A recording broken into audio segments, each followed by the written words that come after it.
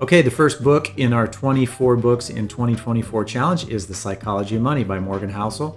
A great book. I hope you did have a chance to read it. This is like the third time I've read it now. I've got mine all highlighted and tabbed here and everything. I'm going to walk you through some of the things in the book that I think are the main concepts, some of the great pieces of information here that will help, that we can all learn from. And if you still want to get signed up for the 24 books in 2024 challenge, you can do that at any time. The link for doing that is right below, so I hope you would join us. But let's talk about this book, The Psychology of Money. So the overarching theme here of the book, obviously, is, do you need to have a degree in finance to have a good financial situation in your life, or to save money, or to have good investing habits and all that kind of stuff? And obviously the answer is no. There's an entire study about behavior and behavioral finance, and lots of concepts about that can just help us do better with our money. And I'm going to pull out some of the things in here that are behavioral things, or things about how we think about money, that I think help everybody when it comes to their financial planning. So the first thing is, one thing I tell people a lot when we're doing financial planning is that there's really three things to kind of a successful investing. And one of the big things, one of the secrets to it is really that the biggest advantage you have, or the biggest ally you have, is time.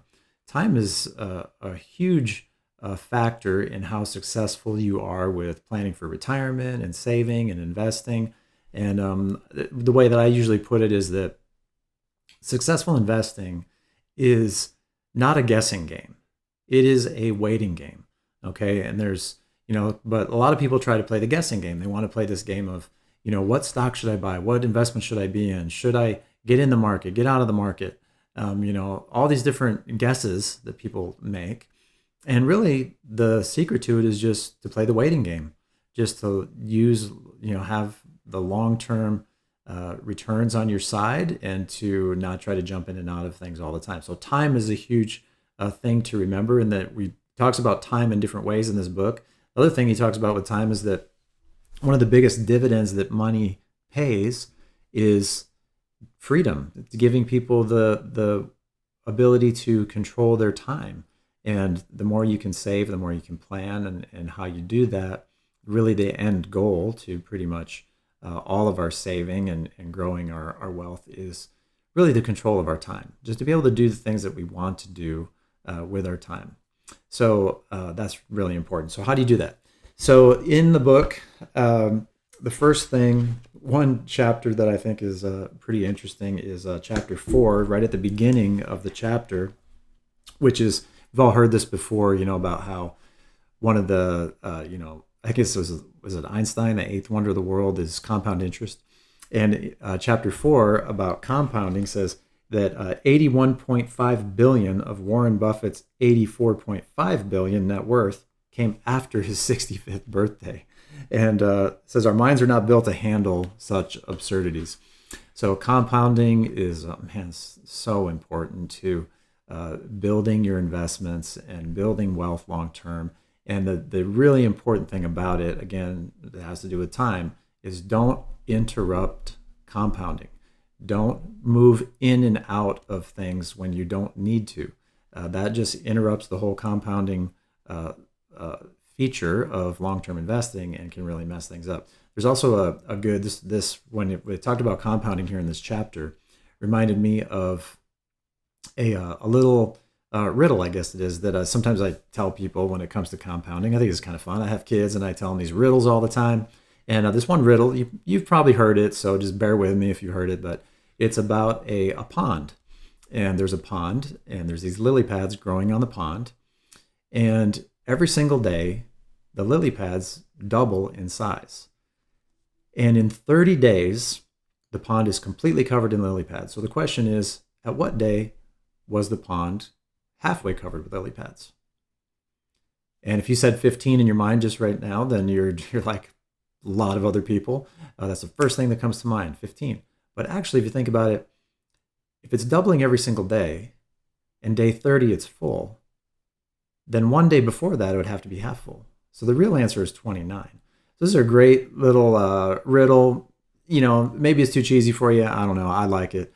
but it's a great little riddle that has a lot to do with compounding and just understanding how powerful it really is. So compounding is huge. Don't interrupt compounding by jumping in and out of your investments. Let that continue to help you long term. The other chapter that I thought was super good in this book, and really it's kind of right here in the middle of the book. Most of these chapters in the middle, I think, are some of the best chapters. Right here at chapter 9, which is wealth is something you don't see. And there's so much behavioral things involved in the difference between being rich and being wealthy. And the way that it's kind of put in the book is that rich is showing off and buying things and driving nice cars and having all these big things that people see all the time. Rich people tend to flaunt their money more. Wealthy people really don't do that. And wealth is something that you don't see. And rich, I guess the way he explains it in the book is that rich is basically the income you have to buy all these current things. You have a lot of income to buy a super nice car. You have a lot of income to live in this big house on the hill. You have a lot of income to have all these really nice clothes and the latest thing and jewelry and all these things. That's rich. Wealth is what you don't see. Wealthy people, like I said, don't tend to flaunt their money around. They still have nice things. There's nothing wrong with that. But it's kind of like we're going to read another book called The Millionaire Next Door, which kind of covers this concept a little bit more. But I can tell you from experience, there's a lot of people that I work with, clients that I work with, who you would never know that these people you wouldn't think of them as rich, but they're definitely wealthy.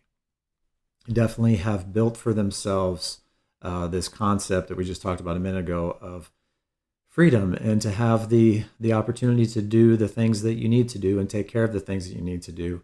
And it's not about driving a Ferrari. That's not what wealth is. So I love that chapter. I think it's a great chapter in the book. I would definitely read that one more than once. The next one that might be the most important chapter in the book is chapter 10.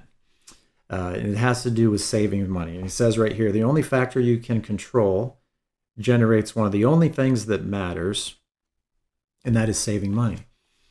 So back to those three things I mentioned a minute ago, time is super important.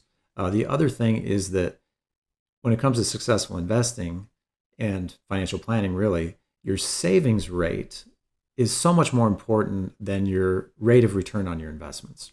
And I do planning for 401k participants, there's a lot of 401k stuff, and talking to people about that.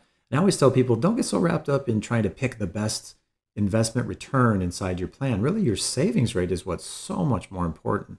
I mean, someone could earn 15% on the thing that they invested in, and you only earn 5%, but they only put in $100 and you put in $10,000. There's a major difference in that. So your savings rate is hugely important. Focus a lot on that more than just the investment return. I'm not saying investment return is irrelevant. Of course, it's relevant, but savings rate are very, very important. And this chapter 10 talks a lot about that. I think it's a really, really important chapter. The other thing in the book that I think is really important, the next chapter has to do with margin of safety or room for error, or how you plan in your financial planning. So one of the things that he says in here is that some of the best plans are when you plan for things not to go as planned. And that's really margin of safety. That's the concept of having enough savings on the side, or having the ability to take care of things that you don't think are ever going to come up. Financial planning is again, not necessarily, there's a little bit of a science to it, but there's also quite a bit of an art to it, I think. And that, planning for things that are the unexpected. And it's not just sitting and putting a spreadsheet together and plugging all these mathematical formulas in and plugging people into this cookie cutter spreadsheet thing, and then everybody gets the same experience and everything just works out great in the end. That's not what it is. I mean, life is not that way. Life changes all the time. Things will happen that we don't expect. So planning for things not going as planned is a behavioral concept that we can all learn from. And the savings part of that is that you can save money without really knowing necessarily what you're saving it for. That's fine. You can just have this money put aside for when things come up that are not necessarily that you don't know about. So that's a great thing to learn in here, is that planning for the unexpected is huge, and that's your margin of safety. And the concept of margin of safety is that it's basically to eliminate the need for a forecast. If you have enough to get through the bad times, then always forecasting what's going to happen next is not really as relevant, because you have enough to get through the bad thing that you didn't know was going to happen. And that we've seen that in the markets, over the last 20 years for sure. There's plenty of examples of that. But people who have done really, really well have had a margin of safety that's kept them from the worrying of getting in and out of things. So that's a really good concept in the book. Having room for error is really important. And the other thing in here, right around the last chapter, is this idea of the seduction of pessimism. Now, as an investment advisor and as a financial planner, I'm faced with this all the time. People are always asking me what I think about the news of the day. What does this thing that they just said about today on the news mean for my investments and everything? And it's just kind of interesting that the way he lays it out in here is that, because we all know the news media is it's not the happiest thing. If you watch the nightly news, you're not going to be inspired, I don't think. There's just so much on the news that is negative. And I love the way he talks about it in here, because he says optimism sounds like a sales pitch, but pessimism sounds like someone trying to help you. And another thing that he says in here too is that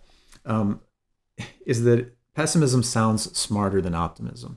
And this is so true. I mean, when people that are always telling you the world's on fire and that you have to do this one thing today because this bad thing's going to happen, we're all more inclined to try to listen to that person to basically save ourselves from ruin.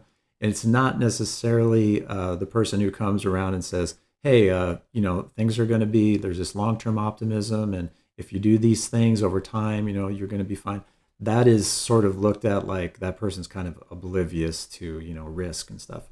And but that's not true. So this is a great chapter. I think one of maybe the second best chapter in the book outside of savings is to really lock into how you can be swayed so much by negative news, and that can really impact the behavior that you have on how you do with your money, and that behavior can really be negative to helping you long term. So be careful of the pessimist out there telling you what to do with your finances. Okay.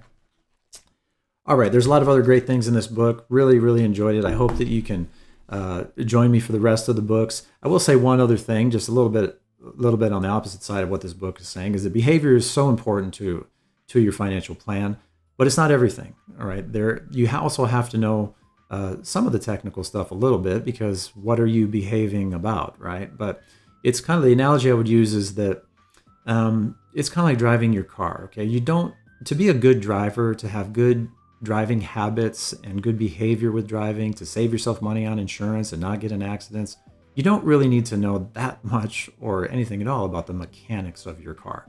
Okay, but you do need a good mechanic from time to time. You do need someone who understands that car, who can help you when things go wrong, or provide you maintenance on the car to make sure that it keeps running smoothly. So that's kind of what I think a good financial planner does. Helps you understand the things that you can do on your own to help yourself, but it always comes alongside of you and helps you with the more technical and mechanical things and stuff like that, and can kind of help you steer in the right direction. So I really thank you for joining me on this. And if you have any questions about the book, you want to share anything about the book, please put it down below. And I hope you have a great weekend coming up. And I look forward to talking to you more about The Investment Answer, which is our next book. And have a great time this weekend. Happy reading.